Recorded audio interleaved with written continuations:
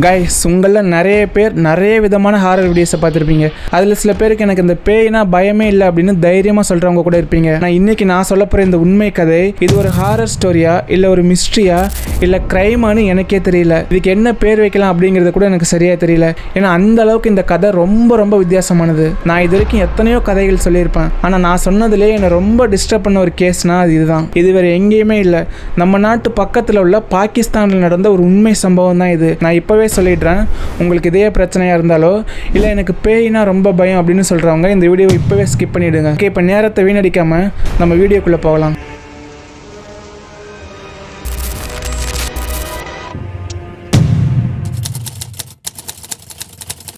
இந்த சம்பவம் எக்ஸாக்டாக பாகிஸ்தானில் உள்ள தரியாகான் அப்படிங்கிற ஒரு இடத்துல நடந்துச்சு. அந்த ஊரை பார்க்கவும் சாதாரணமாக நம்ம ஊர் மாதிரி தான் இருக்கும். நம்ம ஊர் மாதிரியே வீடுகள், பக்கத்தில் சமாதி, சாயங்காலம் ஆனால் சின்ன பசங்கள்லாம் விளையாடுற மாதிரி ஒரு மைதானம், இப்படி தான் அந்த ஊரே இருக்கும். இப்போ நான் சொல்கிற சம்பவம் யார் வீட்டில் நடந்துச்சோ அந்த வீட்டுக்கு ஏற்றாப்புல ஒரு பில்டிங் இருக்குது. மற்ற வீடுகள் மாதிரி இல்லாமல் அந்த வீடு மட்டும் எப்போவுமே ஒரு மாதிரி இருட்டாகவே இருக்குது. ஒரு நாள் அந்த பில்டிங் பக்கத்தில் உள்ள ஒரு வீட்டோட மாடியில் சில பசங்க விளையாடிட்டு இருக்காங்க. அப்போ இந்த இருட்டான பில்டிங்கில் இருந்து ஏதோ ஒரு மாதிரி அழுகிற சத்தம் கேட்டிருக்குது. அப்போ அங்கே விளையாடிட்டு இருந்த பசங்களில் அலா அப்படிங்கிற ஒரு பையன் அந்த இருட்டான வீட்டை பார்த்தப்போ அங்கே ஏதோ ஒரு சின்ன பையன் அழுதுட்டு இருந்த மாதிரி பார்த்துருக்கான். அந்த சின்ன பையன் அந்த வீட்டில் ஏதோ மாட்டிக்கிட்டு அழுகிறானோ அப்படின்னு அதை பார்க்கறதுக்காக ஒட்டுமொத்த பசங்களும் அந்த வீட்டுக்கு போகிறாங்க. வீட்டோட வாசலுக்கு போனதுமே ஒரு பேட் ஸ்மெல் அடிச்சிருக்குது. ஒரு மாதிரி கலீஜியான ஒரு ஸ்மெல் அடிச்சிருக்குது. அந்த நேரத்தில் அலா அப்படிங்கிற அந்த சின்ன பையனோட அம்மா அந்த இடத்துக்கு வந்துட்டாங்க. அவங்க அம்மா இங்கே வந்ததுமே ஒரு மாதிரி பதட்டமாக அந்த பையன்கிட்ட, உன்னை யார் இங்கே வர சொன்னா, நீ ஃபஸ்ட்டு வீட்டுக்கு வா அப்படின்னு அந்த பையனை வீட்டுக்கு கூட்டிகிட்டு வந்துட்டாங்க. அங்கே உள்ள மற்ற பசங்களையும் அவங்க அம்மா அவங்க வீட்டுக்கு வரட்டி விட்டாங்க. அப்போ அந்த பசங்க எல்லாரும் அவங்க அம்மா கிட்ட, ஏன் ஆண்டி இப்படி பண்ணுறீங்க அப்படின்னு கேட்டதுக்கு அவங்க அம்மா சொன்ன ஒரே பதில், இது அவங்க வீடு. ஏப்ரல் 2001 இங்கே நடந்தது என்ன, அந்த தரியானா அப்படிங்கிற இடத்துல சைரா பிரவீன் அப்படிங்கிற ஒரு டீச்சர் இருந்திருக்காங்க. அவங்களுக்கு த்ராட் கேன்சர் இறந்து போயிட்டாங்க. இந்த சைரானாவுக்கு அவங்க அண்ணன்னா அவ்வளோ உயிர். முறைப்படி சடங்குகள் செஞ்சு அவங்கள புதைச்சிட்டாங்க. இதுக்கப்புறம் ஒரு 2-3 நாள் கழிச்சு அவங்க ஃபேமிலி மெம்பர்ஸ் மறுபடியும் சமாதிக்கு போயிருக்காங்க. இந்த பூ மாலை சூடம் பத்தியெல்லாம் வச்சு சாமி கும்பிடுவாங்களே, அந்த சம்பிரதாயத்தை பண்ணுறதுக்காக போயிருக்காங்க. இங்கே போன சைராவோட அண்ணா அதை பார்த்ததுமே பயந்து போயிருக்காரு. ஏன்னா அந்த சமாதி ரொம்ப மோசமான நிலையில இருந்திருக்குது. யாரோ மண்வெட்டியை வச்சு தோண்டி போட்டால் எப்படி இருக்குமோ அப்படி ஒரு மாதிரி அலங்கோலமாக இருந்திருக்குது. இதை பார்த்ததுமே அதிர்ச்சியான அவங்க அண்ணங்காரன் என்ன பண்ணுறான்னா, இவங்க அடக்கம் பண்ணி வச்சாங்களா அந்த இடத்தோட மண்டை பகுதியில் ஒரு கையை விட்டு பார்க்குறாரு. அந்த கையை அப்படியே உள்ளே போயிடுச்சு. அதாவது உள்ள ஒன்றுமே இல்லை அப்படிங்கிற மாதிரி இருக்கு. இதை பார்த்ததுமே அந்த அண்ணங்காரனுக்கு இன்னும் பயங்கரமான ஷாக். அவங்க ஃபேமிலி மெம்பர்ஸ் யாருக்குமே ஒன்றுமே புரியல. உடனே அந்த அண்ணங்காரன் அங்கே உள்ள ஒரு வாட்ச்மேனை கூப்பிட்டு இதை தோண்டுங்கன்னு சொல்கிறாரு. ஃபர்ஸ்ட் அந்த வாட்ச்மேன் இதை பற்றி சொன்னதுமே அந்த வாட்ச்மேன் இல்லை, இது என்னால் முடியாது அப்படின்னு சொல்லிட்டாரு.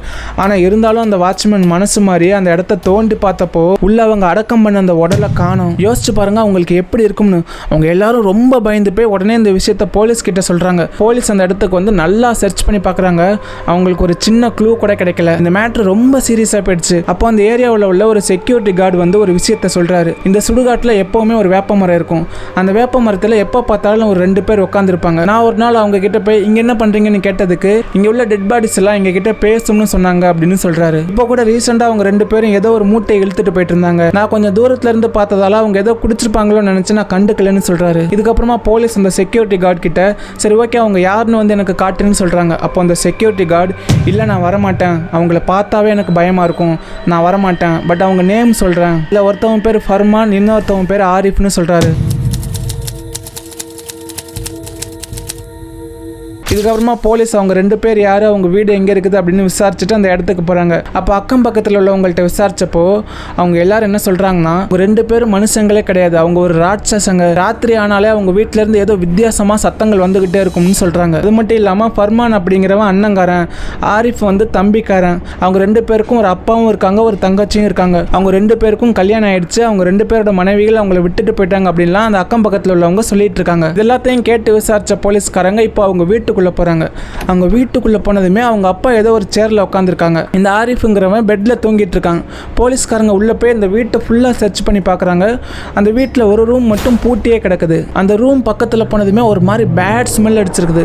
உடனே போலீஸ் இந்த ரூம்ல என்ன இருக்குது இதை ஓப்பன் பண்ணுங்கன்னு சொல்லி அந்த டோரை உடைச்சு உள்ள போனப்போ உள்ள குக்கர்ல ஏதோ வெந்துட்டு இருக்குது.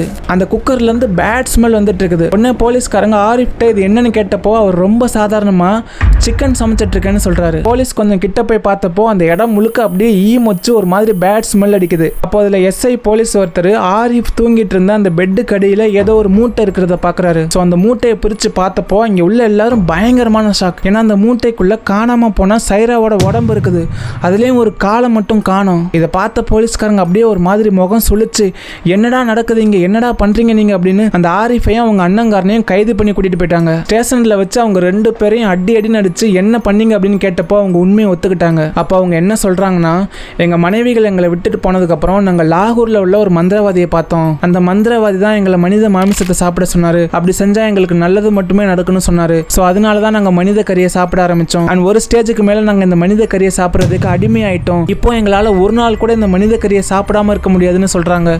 என்ன மனுஷங்க அவங்க எல்லாம், கேட்கவே ஒரு மாதிரி அருவருப்பா இருக்குல்ல. அவங்க பயங்கரமா கோவமாயி அவங்களை அடிச்சு புழிஞ்சு தூக்கி ஜெயில போட்டாங்க. இதுக்கப்புறம் 2 வருஷம் கழிச்சு அவங்களை ரிலீஸ் பண்ணதும் 2013 மறுபடியும் அவங்க வீட்டுல இருந்து அந்த பேட் ஸ்மெல் வர ஆரம்பிச்சிருக்குது. இந்த நியூஸை கேட்டதுமே போலீஸ் மறுபடியும் காண்டாகி இவங்களை ஒரு வழி பண்ணணும், இவங்களை சும்மா விடக்கூடாது அப்படின்னு மறுபடியும் அந்த வீட்டுக்கு வந்து பார்த்தப்போ ஒரு சின்ன குழந்தையோட மண்டையை குக்கர்ல போட்டு சமைச்சிட்டு இருக்காங்க. அப்படியே போலீஸ் அதிர்ச்சியாகி, அடியே ராட்சசங்களா என்னடா பண்ணீங்க இந்த உடம்பு அப்படின்னு கேட்டப்போ அவங்க ரொம்ப சாதாரணமா இப்பதான் அந்த உடம்ப முழுசா சாப்பிட்டு முடிச்சோம்னு சொல்றாங்க. இதுக்கப்புறமா கோர்ட் இவங்க 2 பேருக்கும் 13 வருஷம் கடுங்காவல் தண்டனை கொடுத்துருச்சு. இதுல இன்னொரு மோசமான விஷயம் என்னன்னா, அவங்களுக்கு கொடுத்த தண்டனை இந்த வருஷத்தோட முடியுது.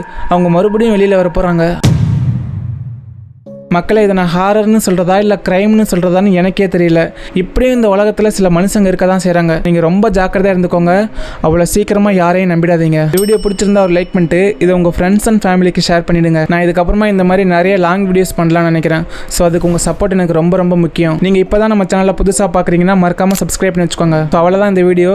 இதே மாதிரி நான் இன்னொரு ஹாரர் வீடியோவில் உங்களை சந்திக்கிறேன். ஸோ இப்போ இந்த வீடியோ முடிச்சுக்கலாம்.